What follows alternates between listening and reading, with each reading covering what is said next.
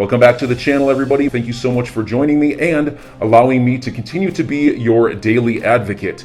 If you're new here or you're not subscribed for any reason, please do me a huge favor and hit the subscribe button. Thank you to all of you who have been watching and following me for so long. It truly means a lot, and I'm glad that I can be this person. According to attorney John Deaton, it is possible that Ripple could lose their case against the SEC. Not that he thinks that's necessarily how it's going to happen, but he does flesh out his ideas. In fact, he thinks it's very plausible that, in a very real way, the SEC could win, and so could Ripple. And I'm going to share with you his comments. It's just from several days or so. I want to share with you that. And also, brand new comments from him on the idea of the case, which I'm sure most of you at this point are already aware, has been extended to March of 2023. Could it go even further? Well, I got brand new comments from him on that. And there's an idea that's been bandied about by some of the community. What if there ends up being a jury trial? Would that actually make the case take even longer than March of 2023? Well, if that happens, the answer is yes, but we'll get into the specifics a little bit. That'll be towards the later part of the video. But before going further, I do want to be clear. I do not have a legal or financial background of any kind. I am not offering legal or financial advice, and you definitely should not buy or sell anything because of anything I say or write. I'm just an enthusiast who enjoys making YouTube videos about crypto-related topics, but just as a hobby and just for fun. Damn it. Here's a headline from Finance Feeds titled "How Ripple, XRP Holders, and SEC Can All Win XRP Lawsuit."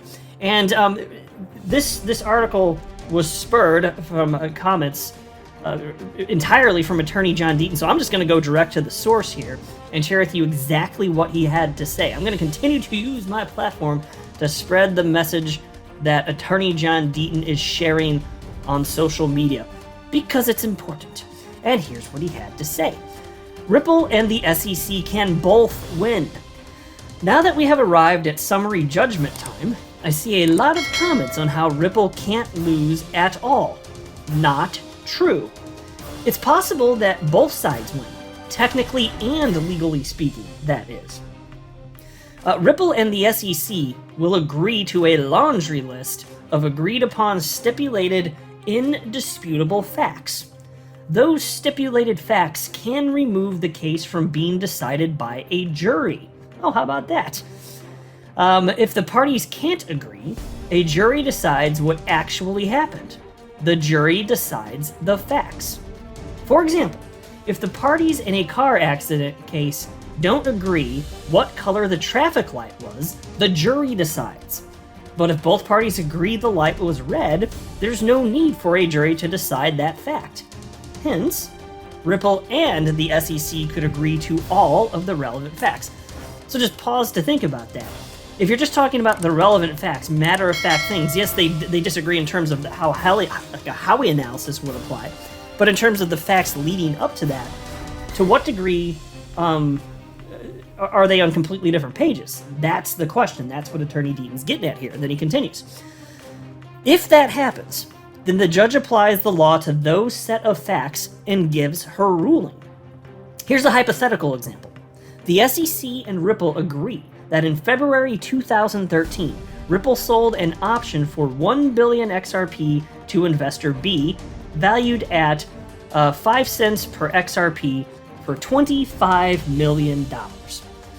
Now, Judge Torres, applying Howey factors, could determine that on that day, in 2013, investor B gave $25 million, which is an investment, into a common enterprise, which of course is Ripple, with a reasonable expectation of profit because Ripple explained all the efforts it intended to make to drive adoption and utility of XRP. By the way, if I could just pause to point out here, this is one of the things that really grinds my gears because think about this.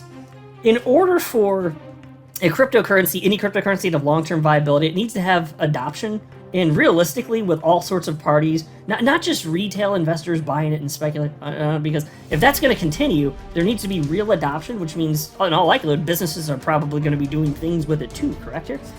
So, unfortunately, if you listen to the SEC, apparently anytime a business jumps in and starts participating in the ecosystem, if they sell that cryptocurrency, bam, it's a security violation.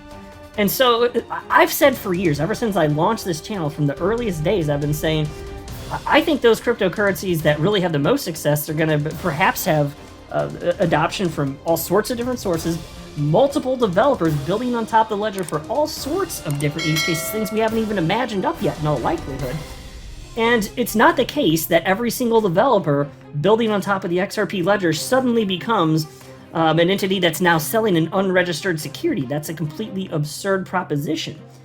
So here, even though Ripple's the most well-known entity that is indeed pushing for the long-term viability and adoption of XRP and the XRP ledger, even though that's true, if they're not allowed to do that and other developers aren't allowed to do that, the SEC might as well just say, yeah, cryptocurrency not allowed in the United States. That's it. That's it. Like, shut it down right there. And that seems to be what their position is, which is completely absurd. Now, I don't think they're going to get away with this. Don't get me wrong. I'm just saying that's how stupid their position is. John Deaton continues, though, and he says, if the above factual scenario was agreed to, the judge could find that specific offering of XRP an investment contract with Ripple. SEC wins. So again, he's saying here, just to be clear, that everybody understands what we're talking about, he laid out a hypothetical scenario where a certain amount of XRP was sold for a certain dollar amount. Could the judge find that that specific circumstance represented an investment contract with Ripple? John Deaton is saying yes, in which case the SEC wins, but he continues. Ripple could still win because the judge applying those same factors decides ongoing sales of XRP by Ripple are not security. Ripple wins. The judge should find... wait, I read that right, didn't I? The judge should find that secondary market sales of XRP independent of Ripple are also not securities. XRP holders win. So that's what it comes down to. And then he linked to, I'm not going to run through this, I've shared this before, but then he links to an older thread from December. It was basically a Howey test analysis 1 year later, 1 year after the lawsuit was filed. Great thread, by the way. It's just outside the scope of this video. But his points here clearly not lost to me, and probably not anybody listening to this. Yes, Ripple could end up having to pay a fine as a result of this. Okay, yes, that looks like an investment contract, but the XRP, by the very nature of it existing, does not make it an investment contract unless via Howey, oranges are also securities by the nature of oranges existing, which is completely absurd. That's never the way the law has been applied. But that's effectively what the SEC's logic would have you believe. Oranges are securities by the nature of them existing. If you extend the logic out, that's what it says, which is stupid as hell. Don't make no damn sense. I'll bet this bitch. And then there was this from attorney John Deaton on going back to the jury trial topic here. And he said, I have a lot of direct messages asking about the chances of the Ripple #XRP case going even longer because of a potential jury trial. It is highly unlikely. Both sides will agree to indisputable facts, preventing it from going to a jury. Juries decide facts. If the facts aren't disputed, no jury. Oh, I certainly hope that's the case. I do not want another damn extension, I swear. Is anybody else completely sick of all the delays that the SEC asked for and received? And then this, to have, my God, how crushing does it feel to everybody in the community to see that Ripple and the SEC agreed on this timeline, which is basically going to push back summary judgment to best case scenario March of next year. And to be clear, I'm not even blaming Ripple, and I've covered why, but basically in a nutshell, had they not played ball with the SEC in all likelihood, because they're vindictive, they would have just pushed the dates out even further. So it was probably, just all things considered, the best move Ripple could have made. Their attorneys are smart, they wouldn't have done it, because they want the case done too, understand. So they wouldn't have done it unless they really thought it was the quickest way to get things settled. I say settled. Let's just say completed. Now, in terms of settlement, though, different idea. My bet at this point still is that settlement is more probable. Just wait until we have additional word on what's going to happen regarding the Hinman emails and the 68 drafts of his Ethereum free pass speech, because I think Attorney Deaton's right. First of all, there's going to be an appeal. That seems like a virtual certainty, right? The SEC has hinted as much. So that's going to go to Judge Torres.